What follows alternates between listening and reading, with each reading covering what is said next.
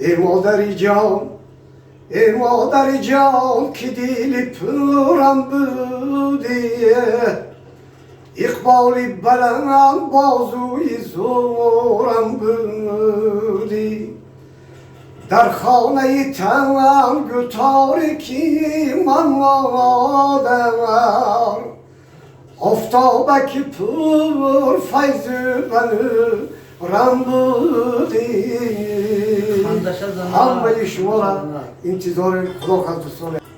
السلام علیکم هموطنان عزیز، امیدوارم که خوب و بردم باشید. هموطنان عزیز، ما امروز با همراهی ناظم جان ظریفپور، دادر قابل جان ظریفپور، دادر استاد خودسامراد ظریفپور، یکی از مهمان ما و شما هستند در شهر یکاترینبورگ. خدا خواهد روزهای 31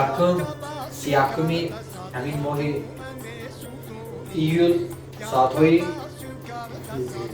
7 بیگاه در کافه بایرام، آدرس ما سرمالات و 21 رایون ژبئی 31 ایول ساعتهای 7:00 کافه بایرام انتظار شما هستیم. استاد مخلصاتم را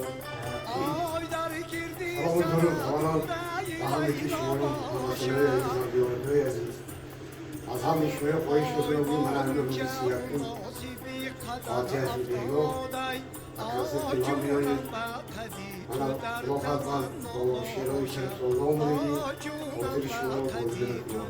شما مثل از سوید مادر وقتی شما رو ای مادری جان ای مادر جان که دل پرم بودی اقبالی بلند بازوی زورم بودی در خانه تنگ تاریکی من مادر آفتابک پر فیض بنورم بودی همه شما را انتظار خدا خداستان عزیز. محترم را 31 ایول ساعتهای 7:00 کافه بایرام سرمالات و 21 همه شما را انتظار هستیم. پدران، مادران، برادران و خواهران گرامی، مرحمت کنید تا تب خود را مولده کنید.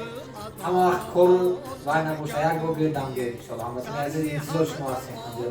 السلام علیکم.